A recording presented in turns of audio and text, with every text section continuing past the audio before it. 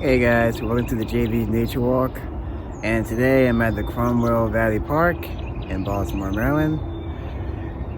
It's like around 8 o'clock. I got here around 7:30, and I've had a lot of success again. Not just with birds, but I was fortunate enough to get some nice video footage of deer as well in the park. I did actually finish filming a mother deer and her fawn, and they're like looking at me. It's like it just happened just like that, guys.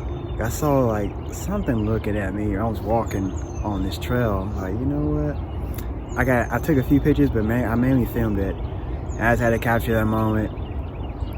I first filmed some birds, but then I saw some deer nearby, and what I've captured, it's kind of like related to what I captured last week, when the mother deer, or just deer, they like stomping their hoofs, and it's a defensive posture. The same thing I was basically talking about in the last video. So you're gonna see that in the video that I've captured.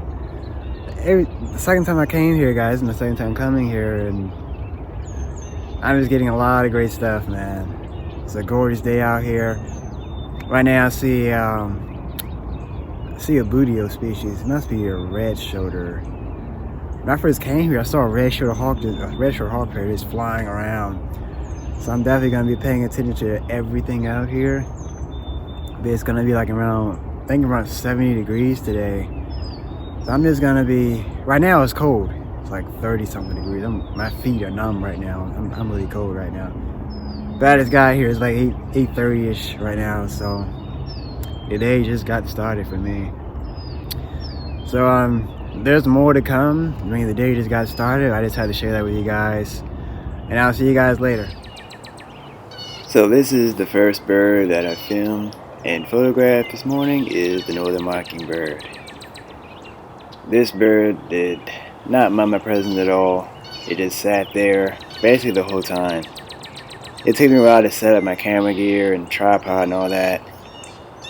And I'm glad it didn't fly away even after all that, you know what I mean? It could have just flew away, but like I said in the past, northern mockingbirds are very, what's the word? They're not camera shy, they're not really afraid of people. They don't really mind your presence. And you can be within a nice close distance and just photograph them or film them in this case.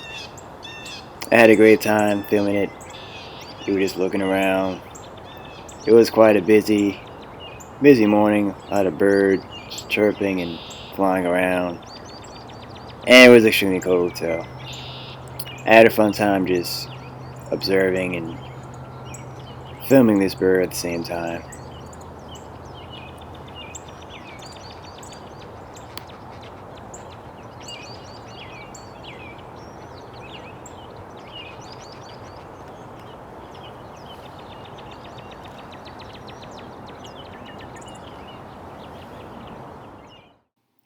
And here's the image that I photographed of the northern mockingbird. I just want to share that with you guys. I love the nice warm glow that is illuminating the bird's breast. And you can tell that I shot this early in the morning, because you get that nice warm glow. Either early in the morning or late in the evening, you get that nice warm glow on your subjects. And those are like the best times to just photograph anything. So early in the morning, late in the evening, you get that nice warm glow feeling. Very beautiful, majestic.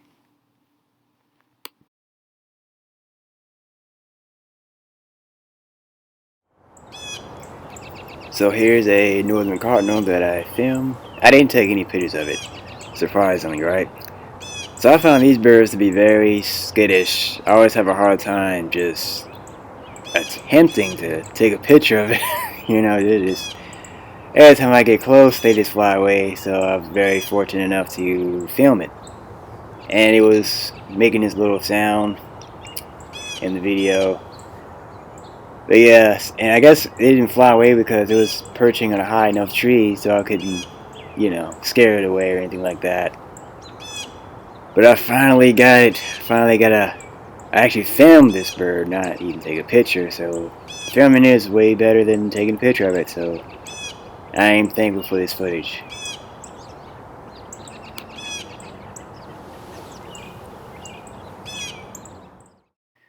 So this is a wet-winged blackbird. I always wanted to photograph one up close and personal. I always wanted to photograph it with some natural like elements in the background, like some trees and shrubs and stuff like that. But this bird, it always preferred to perch on power lines. Whenever I would try to like photograph it in a pine tree, or just where a natural background would be, it would just fly away really instantly. But they constantly like go between flying, between going to a power line and the pine tree at the same time. So they were perched there for a few minutes on the power line, then fly back to a shrub somewhere and just perch there for a few minutes, then fly back and forth between the power line and the shrub and all that. So I just decided to get the bird in the power line because I knew it would come right back to the exact spot.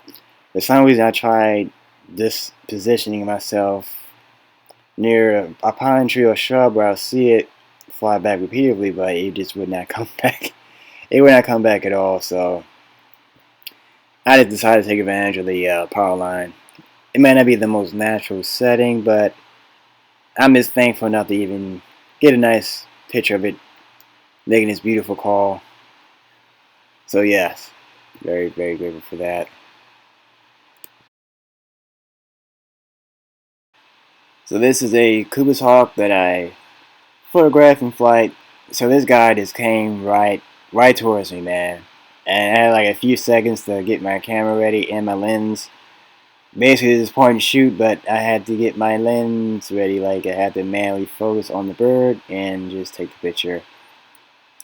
So I've been watching this hawk all morning. I've seen it been hunting, diving for birds. It didn't catch anything, man. Like it was there the whole morning, man. But really, I didn't see it catch anything.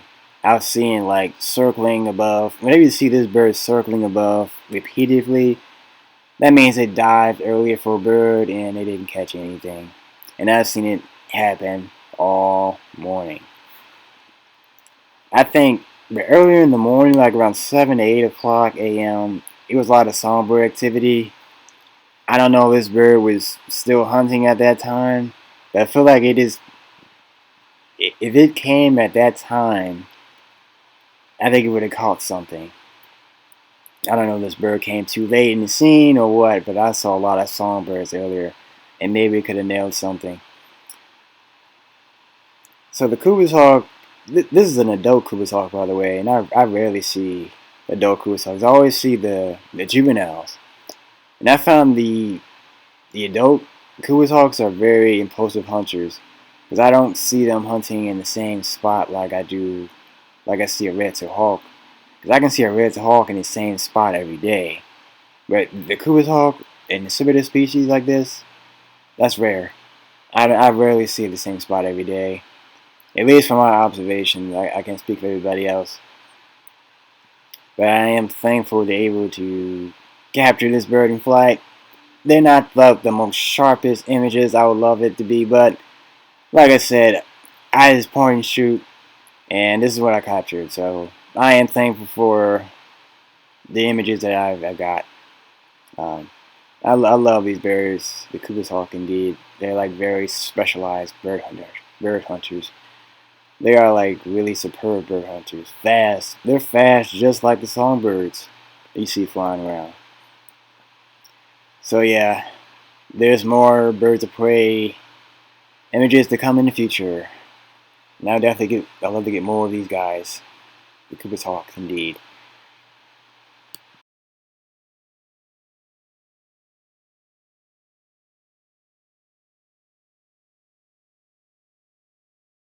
So here's a red-tailed hawk that I photographed earlier in the morning.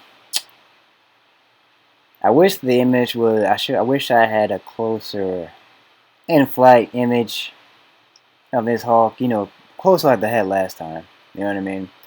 But you can't always control what you can get in terms of wild photography, so I capture what I have for today. So, but I am glad I even got a red tail image. I got a red tail image and a Cooper's Hawk, so that's pretty awesome. All on the same day, so I have a lot to be thankful for, of course.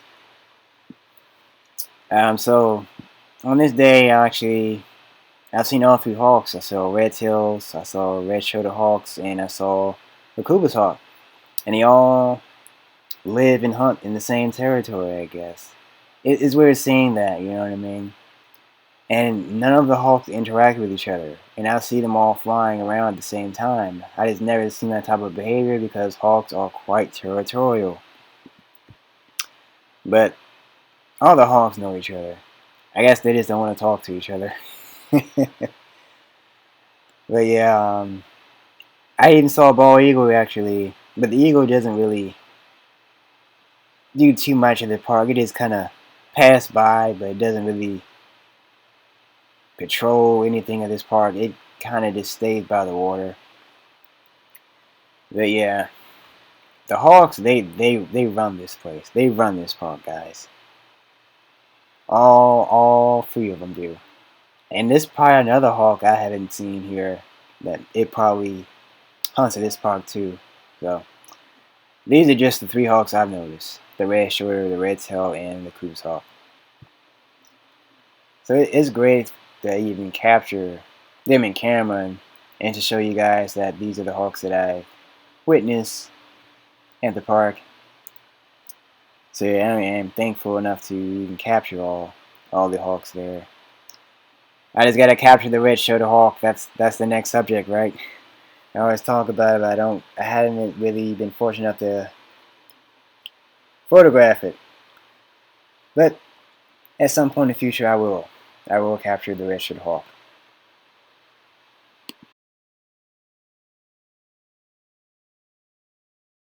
Hey guys, thanks you for watching my episode on JB Nature Walk.